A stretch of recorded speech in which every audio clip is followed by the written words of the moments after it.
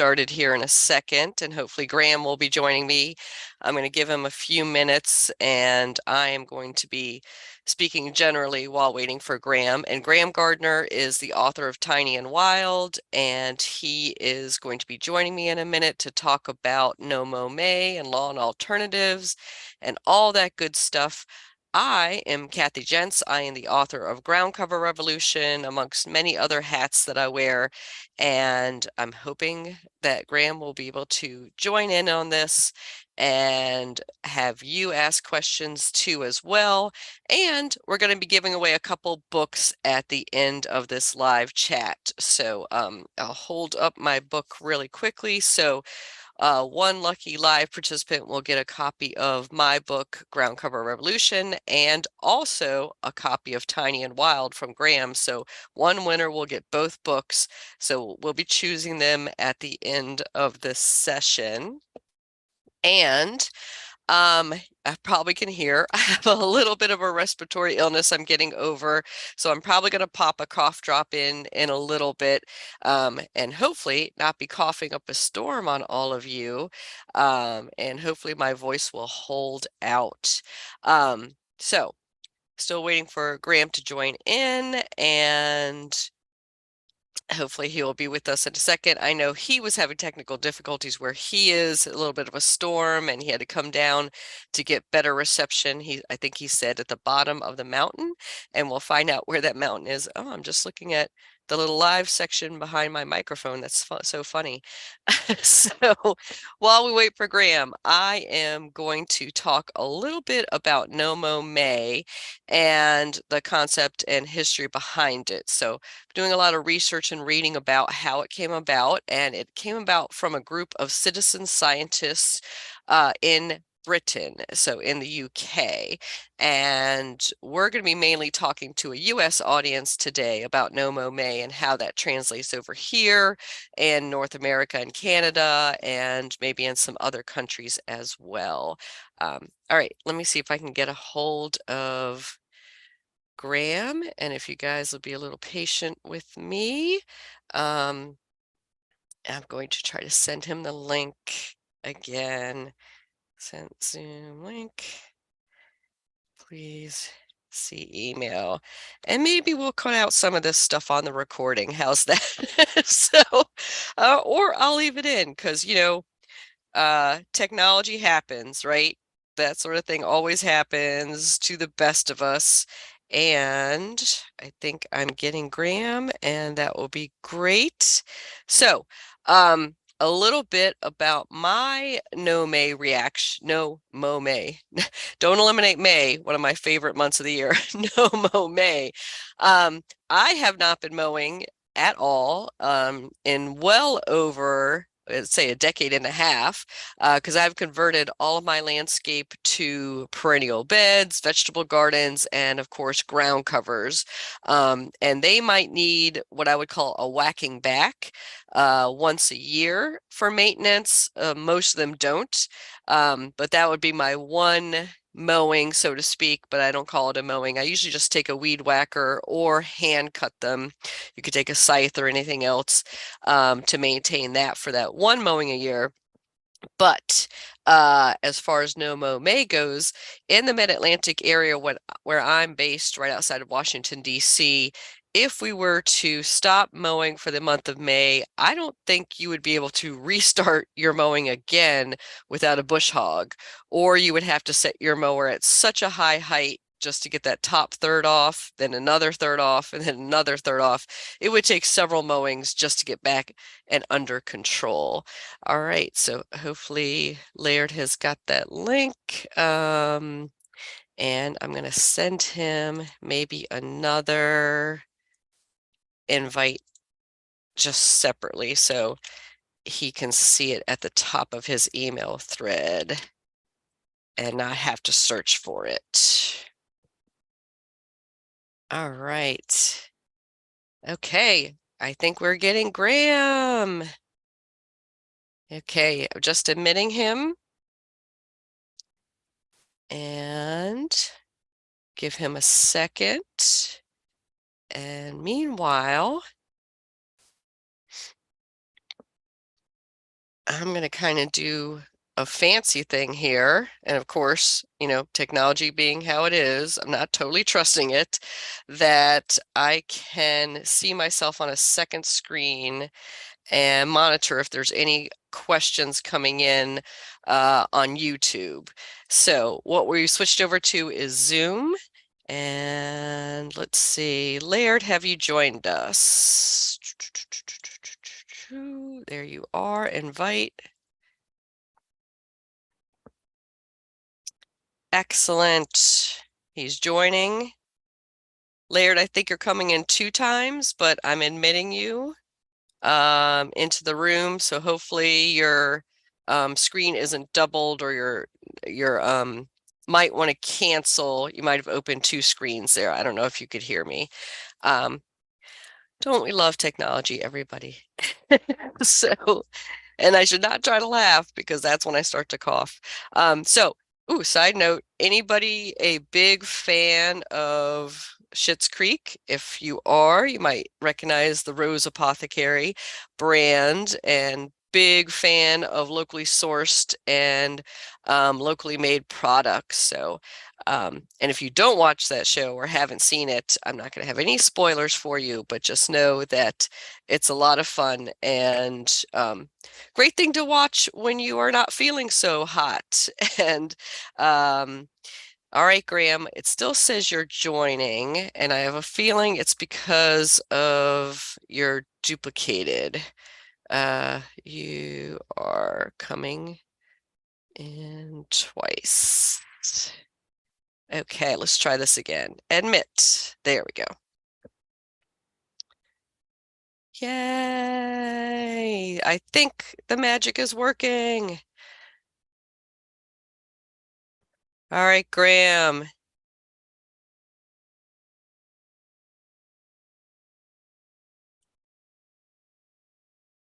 Okay, Graham, so we see you, at least your name. We're not hearing you quite yet. How about now? We hear you and we see you. Hey there. Yes. And we see that you are in a car. So I am. I told everybody a little bit about you, but I'm going to let you introduce yourself and then maybe talk about why you're in that car. I told him that you might be having some tech issues over there too. And then I'll introduce myself. So let's go ahead with you, Graham. Okay. So my name is Graham Gardner. I'm the author of Tiny and Wild. It's my first book. I have a degree in landscape architecture. I grew up in New England. I've lived in various parts of the country, and I'm currently living in Puerto Rico. And I am in my mobile office. I had hoped to be outside, but it is raining on and off today, and I didn't want to be interrupted during this call. So you're catching me in the front seat of my car. So, and what is the weather like in Puerto Rico besides the rain? Is it warm? Oh, it is. It's beautiful. It's Good. Been in the low 80s and low 70s at night. It's beautiful. Great. So those watching on YouTube, if you want to pop in the chat any questions for either of us at any time, you can do so. And you can also say where you're joining us from today and what the weather is like. So it's a little overcast here in the mid-Atlantic US where I'm based, right outside of Washington, D.C. on the Maryland border. But we're not expecting any rain. It's just like a weirdly overcast sky for some reason today, and that's keeping the temperatures down a little bit. So it's in the 70s, a very pleasant gardening day, which is great. And thank you for bearing with us in all our crazy technical issues this morning, but we're here and we're live and we're happy. So I should introduce myself. I'm Kathy Jentz. I'm the author of a new book called Ground Cover Revolution. And let's see if I can grab a copy to hold up and maybe hold your book up as well, Graham. Boop. There you go. Tiny Wild. And they coordinate well. Got a lot of that purple echo in there. And one of the things I wanted to say at the top is that we are giving away a copy of each of our books to one lucky winner. So one person wins both books, and that's for anybody tuning in live today. We'll choose a winner from that. So they don't let me forget that, Graham, before we sign off today to do that. And I figure we'll go for about 30 minutes or so. more or less depending on how much interaction we get. So our topic for today, we're talking about the No Mow May fad. And I think let's start on the positive aspects, Graham, because there's been a little criticism of it lately, and that's kind of why we want to talk about it too, and how our books can relate into that. So what are the good things about No Mow May? Well, what struck me with the criticism, and I'm there with it as well, but we're starting with the positive, is to not let perfection be the enemy of good. Mm-hmm. So if this is people's introduction to a different version of landscape, then let's welcome that. Mm-hmm. But I would advise anyone who's jumping on any trend to inform themselves about the pros and the cons. So I would say one of the pros from an aesthetic standpoint would be switching the aesthetic in general of what you expect to a landscape, a residential landscape to look like, with the chem lawn and the bark mulch, and very neatly clipped. And so No Mow May offers more texture, movement, perhaps more wildlife, ideally. And so it's changing the aesthetic, Mm-hmm. inviting a more free, whimsical look in. So that would be a shift. And certainly, if depending on what the seed bank is on the property that's letting it go, you may get a bunch of wildflowers coming in. Certainly dandelions, as many of the Mm-hmm. articles pointed out. Yep. So we'll go into that in a little bit. I'm going to say for positives, it's great alliteration. We love that No Mow May. It's Yes. easy to remember. It might not be the month for your region or area that you might want to do into that. So we'll dive into that in a second. Also, like you said, it's something that you can say, I don't need to do something. Like, it's so much easier to tell people not to do something than it is to be like, okay, everybody go out there and plant 5,000 native plants, Right. or everybody do this. So giving people permission to relax on something, I think that is a positive, and giving that different focus on lawn. You're very right on the aesthetic, that maybe it's not all for looking perfect. Maybe we want to benefit some pollinators. Maybe we want to look at it a different way. Mhm. So let's dive into some of that timing first. So a lot of the objections, I remember when I first heard the concept of No Mow May, I was like, you're going to have to get out of bush hog here if you want to start mowing on June 1st again, because that would just Right. be an incredible amount of growth in our area.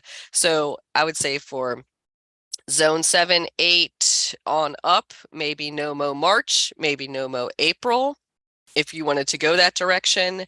But when you do restart mowing, you can't just go in and just hit everything back to 2 to 3 inches. You're not going to go from 8 to 12 inches from 2 to 3 in one cut, or you're going to really damage those grasses. What do you think, Graham? Well, one thing that I think that's absolutely critical, true. Especially with if you're not collecting the clippings, then you're going to be smothering the grass with large Mm-hmm. cup.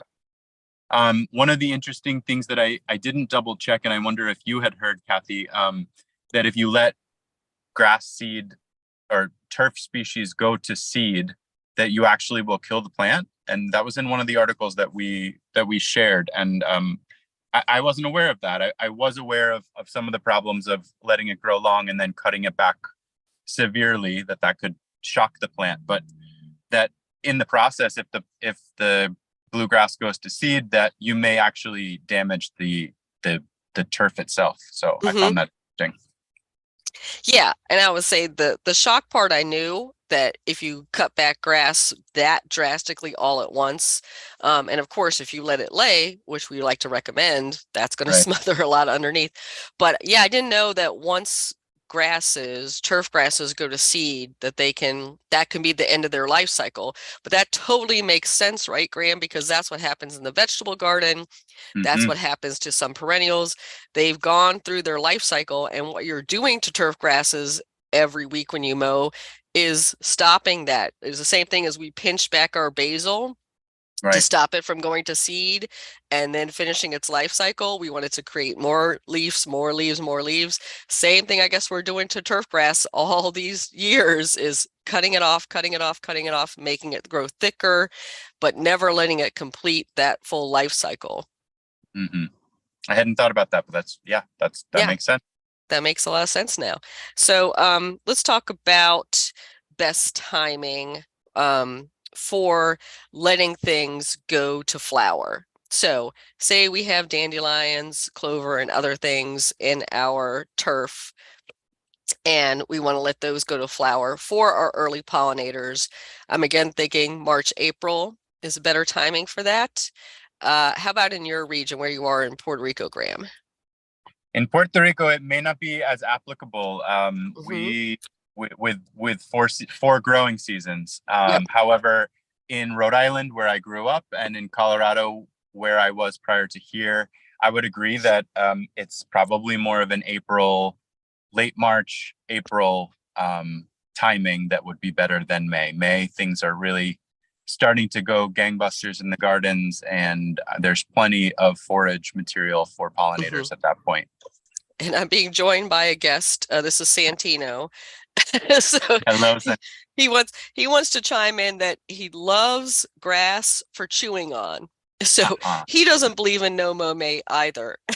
He's like, I'm going to mow it down in May as well. So I have his little patch of cat grass that he gets to chew on. So related to that, and we're talking about some of the more northern climes in Canada, they are kind of retuning the No Mow May message to be leave your dandelions. So being very specific on that section of it. So what do you think about that, Graham? Oh, I have my personal objections to dandelions, and they don't have to do with the perfect lawn, because I've never honest. I mean, I'm being honest. Lawn has its purpose, and I enjoy it for pathways, but I'm certainly more of a gardener than a. Oh, you froze for a second, or maybe I froze Laird.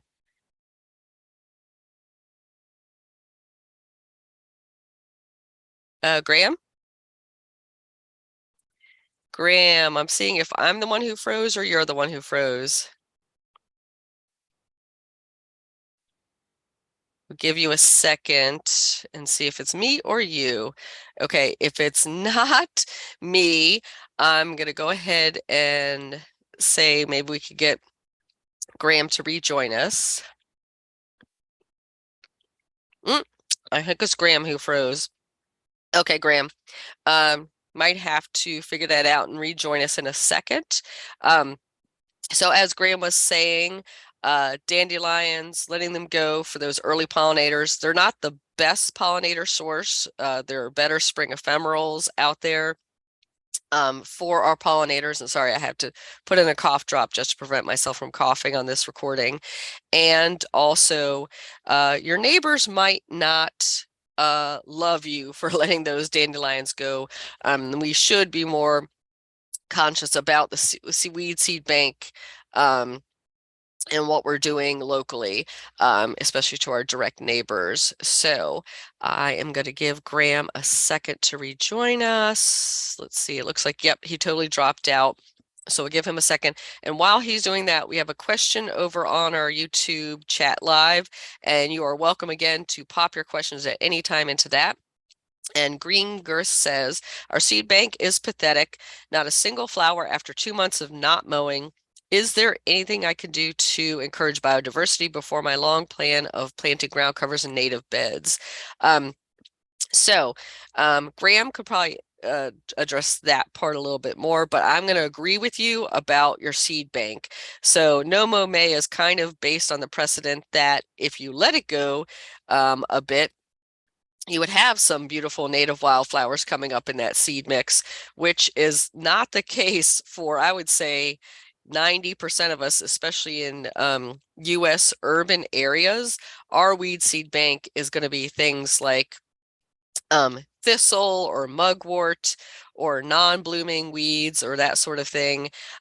So you're really not generating that great of a seed bank in there.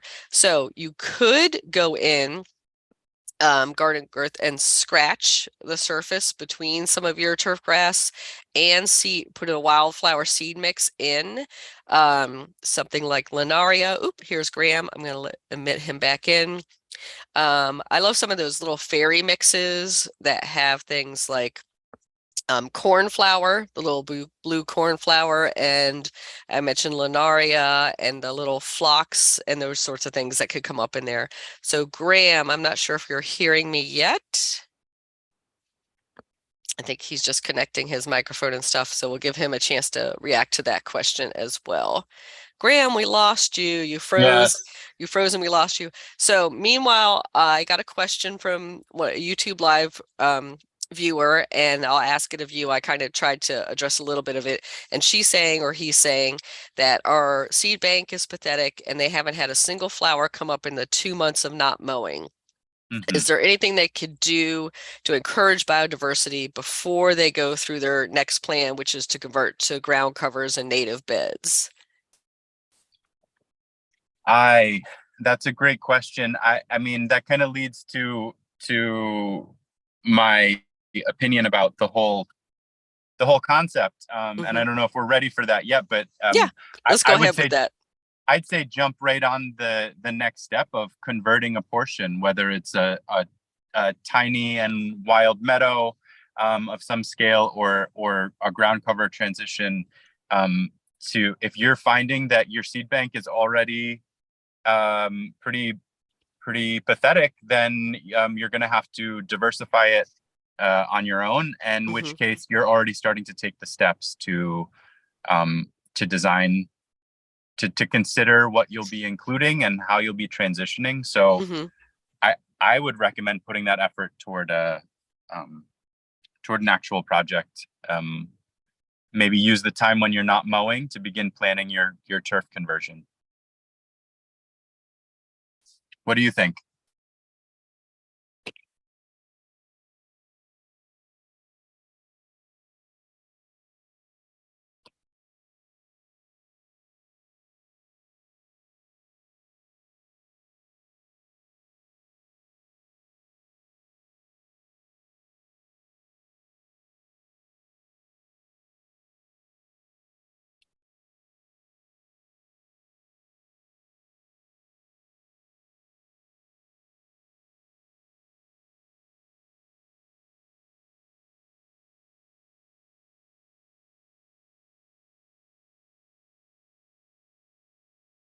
Are you there, Kathy?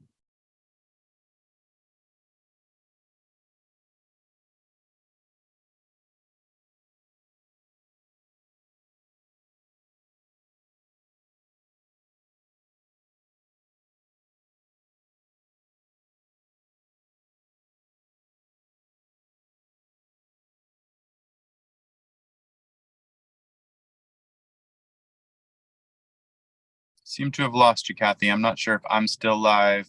I apologize. I'm obviously quite new to this. Not sure how to troubleshoot. Wait, don't leave. Okay. Don't leave. That was me this time. So Okay. now I'm going to come in on dual screens as a backup. So let me do that, except for I'll have an echo. Okay. I'm going to try to figure out this echo. Okay. So now you should be only hearing me through one way. Correct. Correct. Yay. And then maybe you'll actually be able to see me in a second. Okay. There we go. So I still don't want to lose this over here on the main screen. So I'll be able to see people's questions and stuff. So you were saying, yeah, I agree with you on being able to maybe start a small section at this point. I was recommending for gardening earth that they just take a small part of the lawn, maybe mow it as short as possible, scratch in some wildflower seed. But what I think was great about that question is that they did allow the lawn to go for a couple months just to see what would come up. Yes. In their seed bank. And that's a great lesson right there, isn't it, Graham? Because that's showing us right there. You wouldn't know. You might be in a really fertile, great area for wildflowers, but right. Most of us, I'm going to say, are not. Yes, it's a good experiment. And actually, it's a way that I've worked in my own landscapes and with clients to begin to understand where the lawn belongs and what lawn could be converted. So what I will do is actually use a lawnmower to, instead of mowing 100%, talk to a client about the ratio that they'd like to convert to, and then beginning to only mow the areas that will retain. So then you're letting the edges or certain sections begin to grow longer, and you can begin to see what comes up in those areas. So using it as a design tool, using it as a way to kind of walk the space and feel what it feels like to have less lawn, because I have found that people are nervous about that switch. And so to start small and to use this as an opportunity to play with the height of the lawn and the height of the turf, and using a lawnmower, which everyone has or most people have. I think that that's another opportunity of experimentation during this fad or trend or month, whichever month it works for your climate. Exactly. And I think both of our books talk about starting small and starting little projects, maybe starting a ground cover here or a mini meadow there. But also No Mow May can be taken and interpreted as no mow this section, right? So it could be that you stop mowing the side strip of your house or the hill strip, or also just a section in the backyard. You could just tape that off or mark it off and say to your neighbors, to your family, we're not going to mow this section and see what happens for a while. And then this will be where we convert to a meadow later, or this is where we're putting in ground cover, or maybe it's where our vegetable garden. Who knows what'll be there later.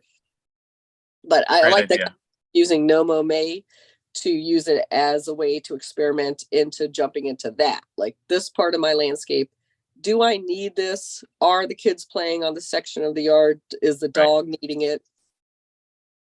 Exactly. Yes, I agree. That's the, like, sticking a toe in the pool or the water to test the temperature. This is an opportunity, 30 days or whatever it turns out to be, to really play and experiment with how your lawn could look different and take those steps toward the ideal version of what you see in the future.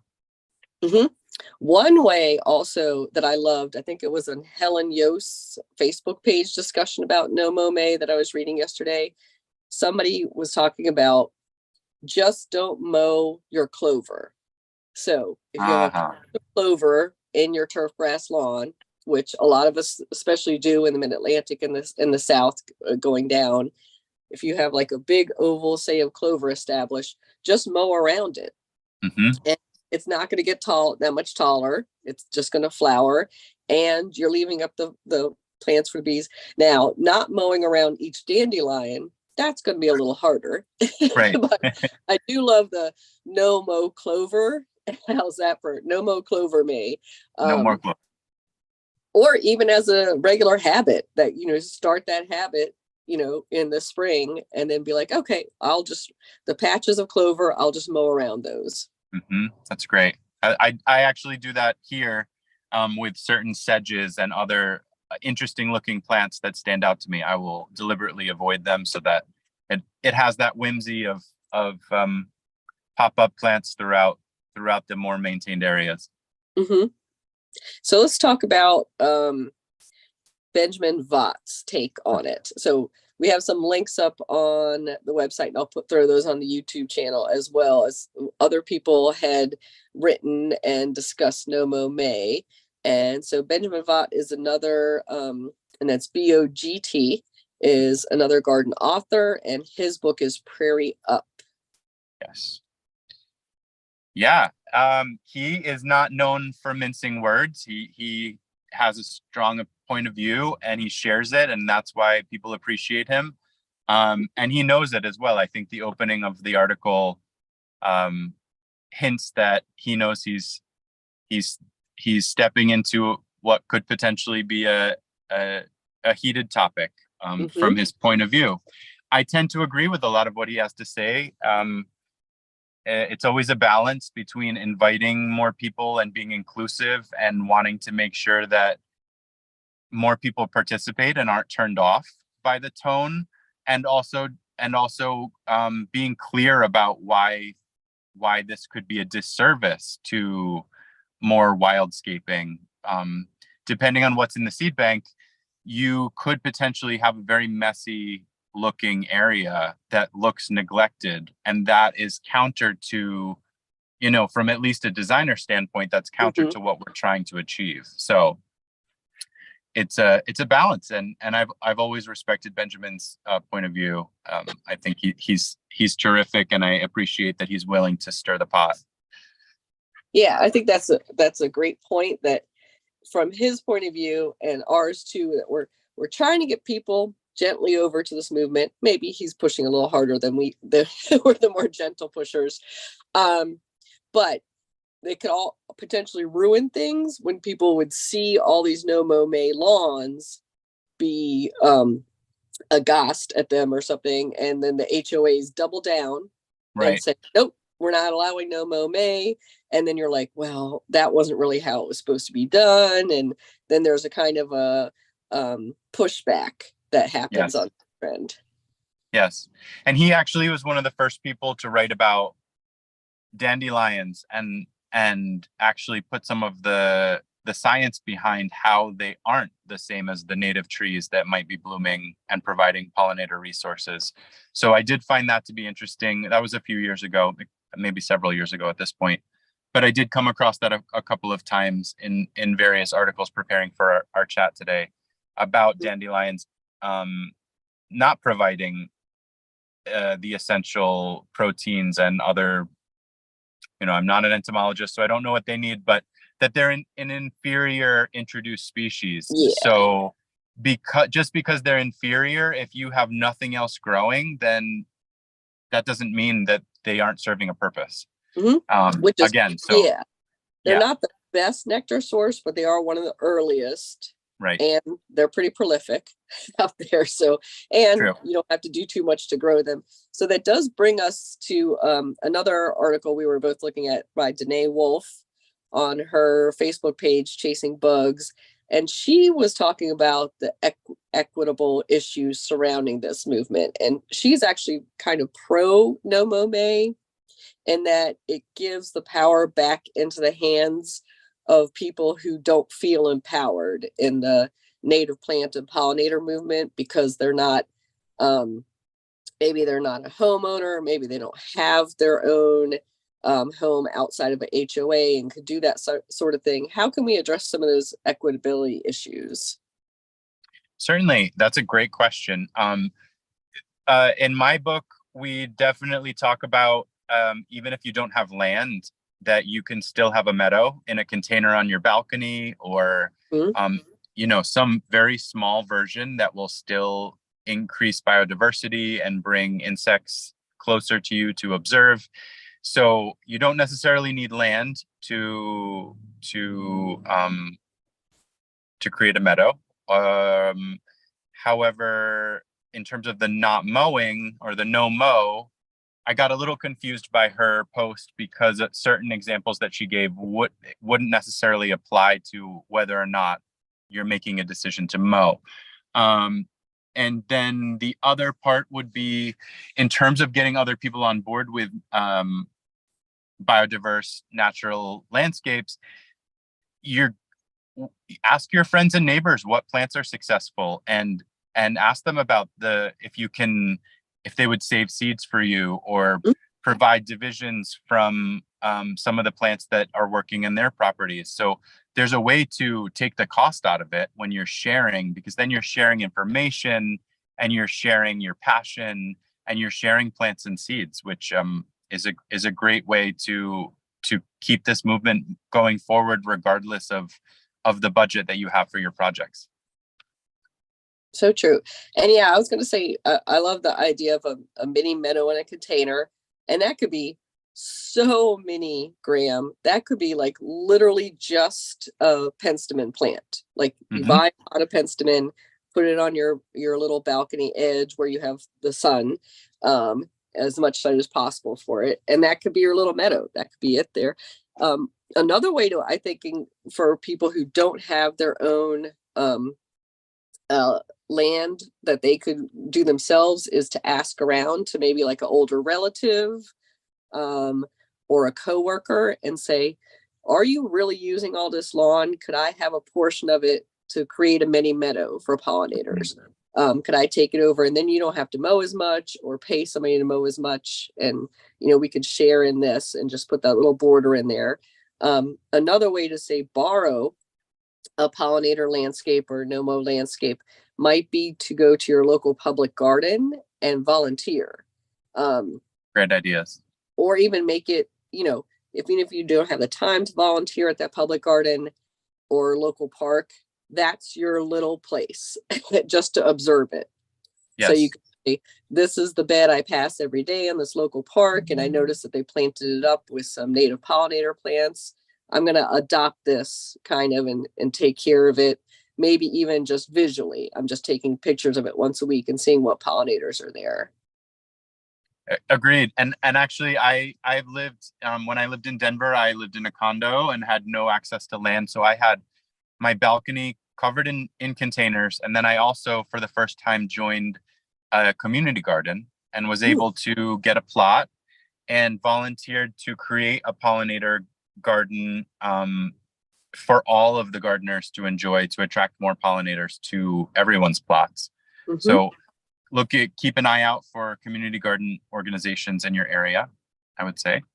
Yep. I'm in a community garden right now, and we had a little meadow corner to that, and it was so successful, Graham. They took it back from us and made it into several more plots. Because that was like the drainage corner where everything went, from the kind of slope down, that it wasn't plantable at first. But when you have a success and you have tons of beautiful wildflowers there, it kind of proves that, yeah, it could be somebody's plot. So the plot list is, under so much pressure right. for people to get community gardeners. And I was like, well, we can call that a win-win-win and put some little pollinator plants somewhere else in the garden as we need to. Yes, and it makes space for more people to be able to join. So that's great. That's fantastic. Mm-hmm. So I'm popping into the YouTube channel now, some of the resources we were referring to and some of these articles.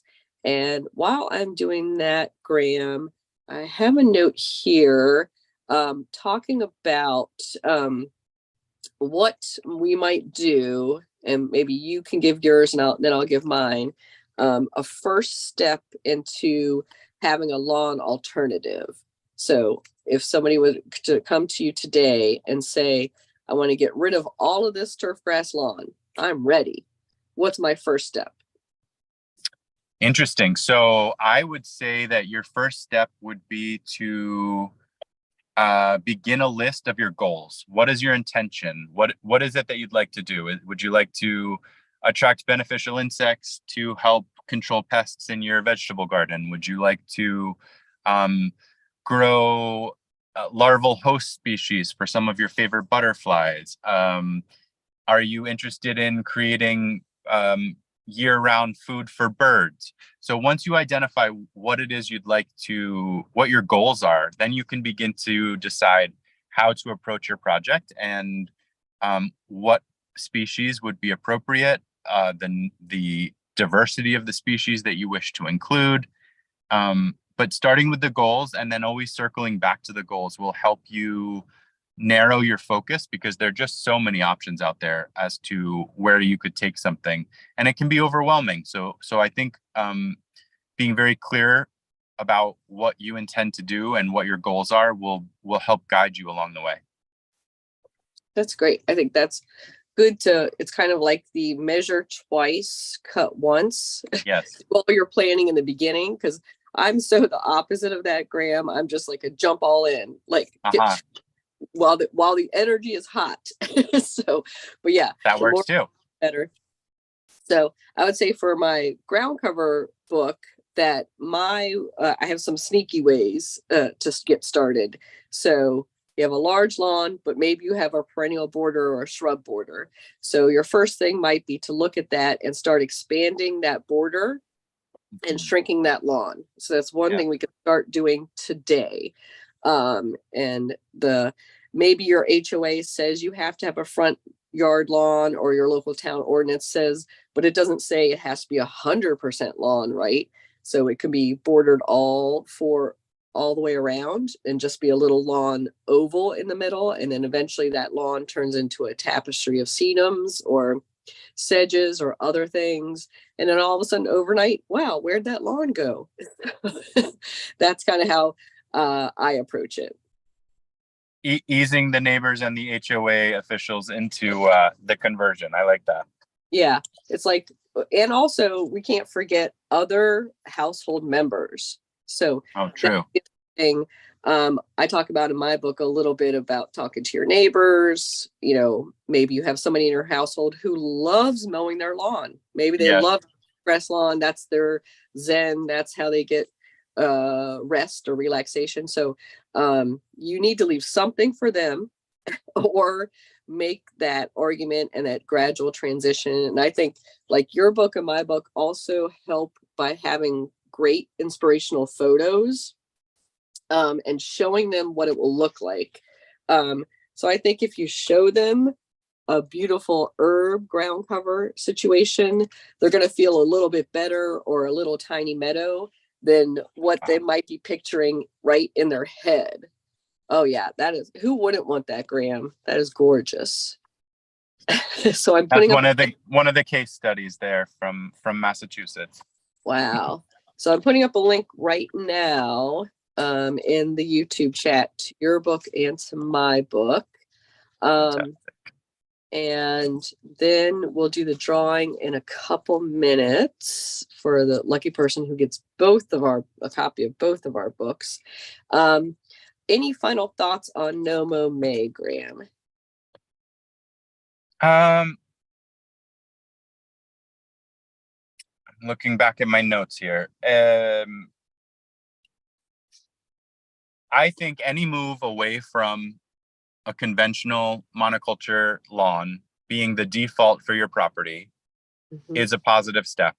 So I think it's important to critique, but I think it's also important to celebrate any transition away from something that requires lots of inputs, pesticides, fertilizers, water, whatever it may be.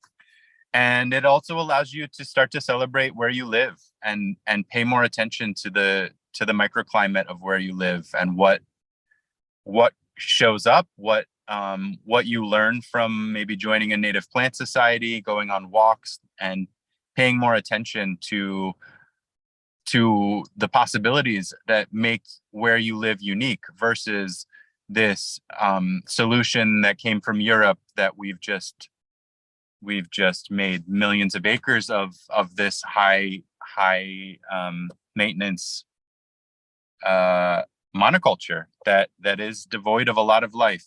So I celebrate the transition away from turf. It has its place, but it needn't be the default. There's so many options out there, and so I would say that all in all, this is a positive, especially because it gets these conversations going, and we get to learn more and explore. Yay. I think that's all so true and valid. And I am going to add in, from the ground cover point of view, that a lot of what we're maintaining as lawns just is something we've never stepped on except for to mow it. Yes, this is true. You don't need to have something necessarily steppable. It could be just perennial, could be a shrub or something like that. You just need something to cover the soil, because we don't want any bare soil for erosion purposes or anything like that. And also we want to have things that add back to the soil. So adding nutrients back in, holding in storm water, another great use for ground covers and plants and that sort of thing. And so Green Girl H asks another question. 1 yard abuts our neighbors. What can we do to prevent the grass encroaching on our new ground cover lawn? What do you recommend? I like to have an edge of some kind, whether it's just with a spade or whether it's a metal edge or something more physical. Keeping a clean edge will be essential for that. Yeah, I would say the same thing. You can do the spade, the English method, the half moon kind of garden trench edge. So it's like there where theirs stops, you have a little half moon of soil and then yours starts. So you would have to just every 3 months or so reestablish that edge with a tool and go along that. Or you can drive in like a steel or other panel to that would cuts. This is kind of the ones you buy to do hold in stepping pavers or to separate gravel from your lawn or that sort of thing. So that type of actual physical barrier can help a lot. I agree. Congratulations on your conversion there. Yay. So Green Girl H, I think, is our winner. I'm gonna just because they are the only one who posted questions during this chat. So if other people are watching, it pays to participate. So contact me and I'm going to put yay. So they just saw it. So you're going to contact me at Kathy Gents, my name just spelled with no dots or dashes in between, at gmail.com to collect your books. We'll just need your address and we'll have those both shipped to you. And I think we're going to round out this talk maybe with some yay. They're thanking us for their prize. So I'm glad they joined us today. So, and that's for those who watched live. For those who watching us on recording, I have to say, thanks for bearing with us through all the technical issues, but we got done. So yay. And I'm just going to leave it up unedited because you know what? Life happens, right? Indeed. And you'll be able to watch this from years from now. And so final thoughts, next steps on how maybe we can have the aesthetic change even more past No Mow May. So if that's catching on, maybe we can reframe things to, I'm not going to say no lawn or anti-lawn movement, but I'm just going to say reduce your lawn or that sort of lawn. Yeah. So we could say there's better things that can go there than turf grass lawn. I think we have a lot of green blindness. And so you walk up to your local school, church, shopping center, whatever it might be, and it has this huge swath of lawn between the curb and the front door, but nobody has ever used that lawn for anything. So let's get the word out there that, hey, maybe we can rethink this area. This could actually be for growing food for ourselves, growing food for wildlife, for pollinators, could be something else that's even more beautiful than what's there right now. Indeed. I agree. Thank you so much for having me today. It's been lovely to chat with you, and thank you for everyone for your patience as we worked out the technology. I will get better, I promise. Thanks. And I'm happy my voice lasted too. Yes. So, that was great. Thank you, Graham. Thank you, Kathy. Take care. Thanks. Bye.